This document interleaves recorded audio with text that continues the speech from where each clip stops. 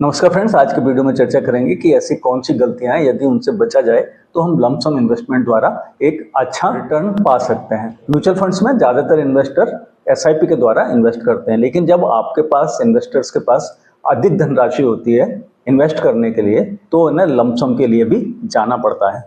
तो ऐसी स्थिति में ऐसी कौन सी गलतियां हैं या ऐसी कौन सी सावधानियां हैं, यदि हम उनका ध्यान रखें तो हम अच्छे रिटर्न्स बना सकें और हमें नुकसान होने की संभावना कम से कम हो जाए, यही जानेंगे आज के इस वीडियो में। तो जो सबसे पहली गलती इन्वेस्टर्स करते हैं म्यूचुअल फंड में लंप सम इन्वेस्टमेंट करते समय, वह है अपने सारे फंड्स को, अपनी सारी धनराशि को वन गो में इन्वेस्ट कर देना। जिसके चलते नुकसान यह हो सकता है कि यदि आपने इन्वेस्ट किया लंप सम एक बड़ा अमाउंट और उसके तुरंत बाद मार्केट में यदि गिरावट आना शुरू हो जाती है तो आप शुरू से ही निगेटिव चलने शुरू हो जाते हैं और आपको मेंटल स्ट्रेस बहुत ज़्यादा होता है उस इन्वेस्टमेंट को मैनेज करने में। और ऐसी स्थिति में कई बार तो आप उस इन्वेस्टमेंट से थोड़ा नुकसान लेके या कॉस्ट टू कॉस्ट रिडेम्पशन भी ले लेते। तो फिर लंप सम में इन्वेस्टमेंट करने का सही तरीका क्या है, यदि हमको एक साथ इन्वेस्टमेंट नहीं करना है तो लंप सम इन्वेस्टमेंट करने के लिए आपको सही तरीका यह अपनाना चाहिए कि आप जो भी आपका इन्वेस्टेबल अमाउंट है 20 लाख है, 50 लाख है, 10 लाख है, व्हाट्स एवर इट इज, तो उसको आप पहले पार्क कर दें डेब्ट फंड में या अधिक से अधिक किसी बैलेंस्ड फंड में, और उसके बाद एसटीपी द्वारा यानी कि सिस्टमेटिक ट्रांसफर प्लान द्वारा, जैसे कि एसआईपी होती है वैसे ही एसटीपी होती है। एसआईपी में आप जमा करते हैं, एसटीपी में आप रिडेम्पशन लेते हैं या विड्रॉ करते हैं। तो एसटीपी के द्वारा, सिस्टमेटिक ट्रांसफर प्लान के द्वारा अपने फंड्स को हर महीने आप अपने डेब्ट फंड से निकाल के इक्विटी फंड में ट्रांसफर करते रहिए। इससे क्या होगा कि आपका इन्वेस्टमेंट एवरेज आउट हो जाएगा और आपके इन्वेस्टमेंट में एक बड़ा ड्रॉ डाउन आने का या आपको बड़ा नुकसान होने की संभावना लगभग समाप्त हो जाएगी। अब इन्वेस्टेबल फंड को कितने इंस्टॉलमेंट में डिवाइड करके इन्वेस्ट करना है, यह आपके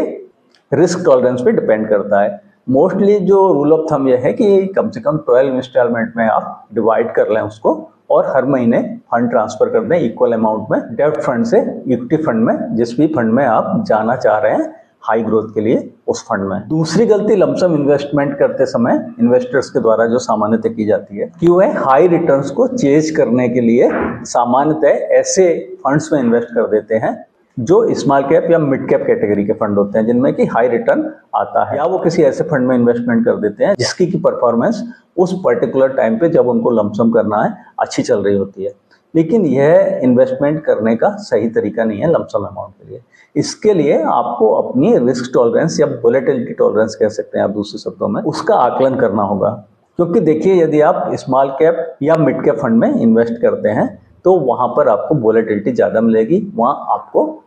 वोलेटिलिटी रिस्क ज़्यादा मिलेगा। तो यदि आप वोलेटिलिटी एंड्योर नहीं कर सकते हैं, बहुत ज़्यादा उतार चढ़ाव आप अपने इन्वेस्टमेंट में एंड्योर नहीं कर सकते हैं, आपको मानसिक शांति के साथ एक ठीक ठाक रिटर्न चाहिए, ना कि हाई वोलेटिलिटी और बहुत ज़्यादा उतार चढ़ाव के साथ बहुत अच्छे रिटर्न्स। तो चुनाव आपको करना होगा, क्योंकि यह सही है कि यदि आप लॉन्ग टर्म इन्वेस्टमेंट के लिए जा रहे हैं 10 ईयर्स के आसपास का यदि आपका टाइम होराइजन है तो आप स्मॉल कैप फंड में जा सकते हैं, लेकिन इस बीच आपको काफ़ी उतार चढ़ाव देखने को मिलेंगे क्योंकि स्मॉल कैप फंड काफ़ी वोलेटाइल होते हैं। और यदि मार्केट में कोई सीवियर डाउन टर्न आता है, आपका स्मॉल कैप फंड 40%, 50%, 60% भी ड्रॉ डाउन दिखा सकता है एनएवी में। तो यदि आप उसके लिए तैयार हैं मेंटली, तभी आप स्मॉल कैप फंड में जाएं, अन्यथा आपको चुनना चाहिए किसी ऐसे फंड को, जैसे फ्लैक्सी कैप फंड है या मिड कैप फंड भी किसी हद तक आप चुन सकते हैं, क्योंकि कम से कम उनमें स्मॉल कैप की तुलना में कम वोलेटिलिटी होती है। फिर भी लार्ज कैप फंड अवॉइड करिए, क्योंकि लार्ज कैप फंड में जब भी वोलेटिलिटी तो काफ़ी कम होती है लेकिन रिटर्न्स भी बहुत मॉडरेट मिलते हैं। बहुत बड़ा अंतर पड़ जाता है यदि आप 10 ईयर्स में देखिए, क्योंकि वहाँ पर जाकर आपको एवरेज पड़ेगा लार्ज कैप फंड में 12 to 14%, जबकि आप स्मॉल कैप में जाते हैं या मिड कैप में भी जाते हैं तो यहाँ आपको 18 से 20% के रिटर्न्स मिल जाते हैं। तो 6% का रिटर्न 10 ईयर्स तक यदि आप कंपाउंडिंग करके देखेंगे तो इतना ह्यूज अंतर आ जाएगा कि आप बिलीव नहीं कर सकते हैं। तो इतना बड़ा अंतर आ जाता है कि उसके सिर्फ वोलेटिलिटी से बचने के लिए यदि आप इतना बड़ा सेक्रीफाइस कर सकते हैं रिटर्न्स में तो वो आपका चॉइस है। बट यदि आप लॉन्ग टर्म के लिए जा रहे हैं तो वह कोई बहुत अच्छा चॉइस नहीं नज़र आता। यदि आपका टाइम फ्रेम काफ़ी कम है, 3 ईयर है या 5 ईयर है या उससे कम है, तब आपको जाना चाहिए किसी बैलेंस्ड फंड में या फिर लार्ज कैप के बारे में भी आप सोच सकते हैं। तीसरी सबसे बड़ी गलती जो आपके लॉन्ग टर्म गोल्स को अचीव करने में बहुत बड़ा ऑब्स्टिकल है म्यूचुअल फंड इन्वेस्टिंग में, वह है कि जब मार्केट में गिरावट आती है उस समय आप अपना SIP रोक देते हैं या अपने इन्वेस्टमेंट का रिडम्पशन ले लेते हैं। अक्सर आप म्यूचुअल फंड में लॉन्ग टर्म ग्रोथ नहीं पा पाते और अपने इन्वेस्टमेंट गोल्स को भी अचीव नहीं कर पाते। देखिए, मार्केट में जब भी गिरावट आती है तब आपको अपना SIP रोकना नहीं, बल्कि हो सके तो उसे स्टेप अप करना है। मीन्स थोड़ा सा 10%, 5%, 15% जो भी आपके पास फंड्स अवेलेबल हो सकते हैं उस समय पे, उससे आपको उसको बढ़ाना चाहिए, तभी आप अच्छे रिटर्न्स ले पाएंगे। क्योंकि सीधी सी बात है कि आप उस समय इन्वेस्ट कर रहे होते हैं गिरे हुए NAV पे, जिसके चलते आपको ज़्यादा यूनिट्स अलॉट होते हैं और जब मार्केट में रिकवरी आती है तो आपके पास एक अच्छा बेस होता है, काफ़ी सारे यूनिट्स होते हैं और ग्रोथ आपको उस पूरे बढ़े हुए यूनिट्स पे मिलता है, तो जिसके चलते आपको बहुत अच्छे रिटर्न्स मिलते हैं लॉन्ग टर्म में। तो ये आपको देखना पड़ेगा, इसीलिए रिस्क टॉलरेंस भी डिस्कस किया गया कि वोलेटिलिटी टॉलरेंस, रिस्क टॉलरेंस आपका क्या है। और वंस आपने डिसाइड कर लिया कि मेरे को इस पर्टिकुलर फंड में जाना है, मेरा रिस्क टॉलरेंस इतना है और मेरा टाइम फ्रेम इतना है, फिर उतने समय तक उस फंड में रुकिए, फिर आप उससे एग्जिट मत लीजिए अपना गोल आने से पहले, बल्कि जब मार्केट में गिरावट आए तो अपने SIP को थोड़ा बढ़ाइए। और कि अल्टीमेटली लॉन्ग टर्म में 7 to 10 ईयर्स या उससे अधिक के टाइम फ्रेम तक यदि आप इन्वेस्टेड रहते हैं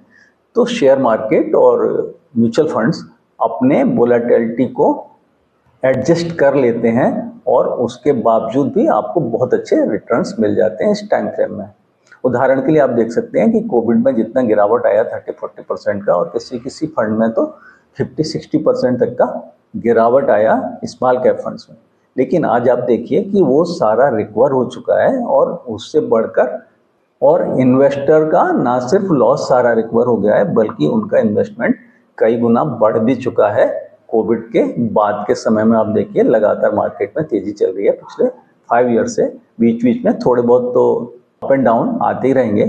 कि शेयर मार्केट्स डायनामिक होते हैं, एक जगह तो रुक नहीं सकते। ये कोई फिक्स डिपॉजिट नहीं है कि आपका एक ही रेट से बढ़ता रहेगा। तो यहाँ पे मार्केट के हिसाब से आपके NAV में, आपके म्यूचुअल फंड की NAV में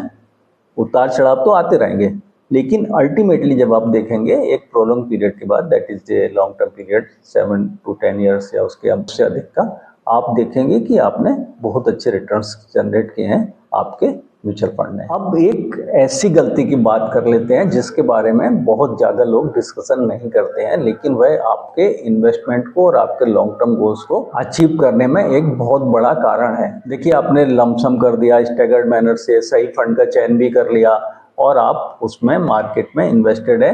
और एग्जाम्पल के लिए मान लेते हैं कि आपका टाइम फ्रेम 10 ईयर्स है। लेकिन अभी आप क्या करिएगा कि जब आप 10 ईयर्स तक इन्वेस्ट रहते हैं और आपके गोल के समय जब आप पैसा निकालने जाते हैं तो आप पाते हैं कि उस साल में मार्केट में गिरावट आ गया, 30% का, 20% का आता है, आ सकता है।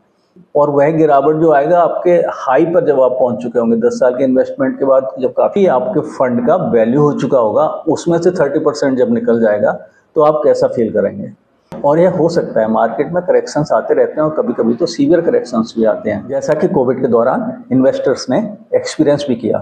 तो इससे बचने का तरीका यह है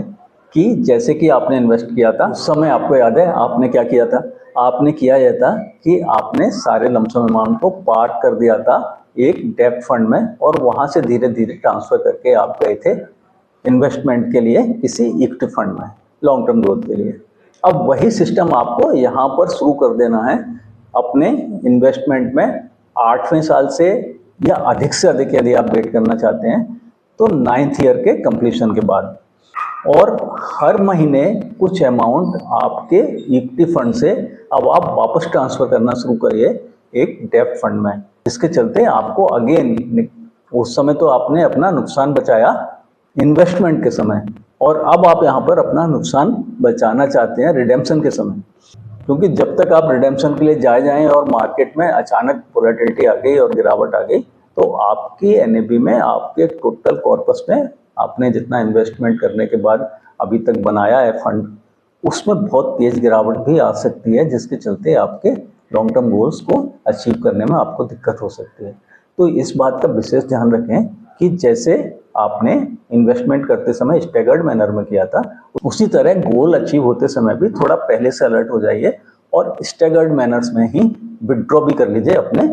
फंड्स को, रिडेम्पशन भी कर लीजिए अपने फंड का। रिडेम्पशन करके घर में नहीं पैसा रखना है पूरा, और धीरे धीरे रिडेम्पशन करके एसटीपी के द्वारा ही आप उसे डेब्ट फंड में ले जाइए। और डेब्ट फंड काफ़ी सेफ होते हैं, वहाँ पर आप अपने गोल को अचीव करने के लिए वहाँ से पैसा विड्रॉ कर सकते हैं, रिडेम्पशन ले सकते हैं। यदि आप ये 4 सावधानियाँ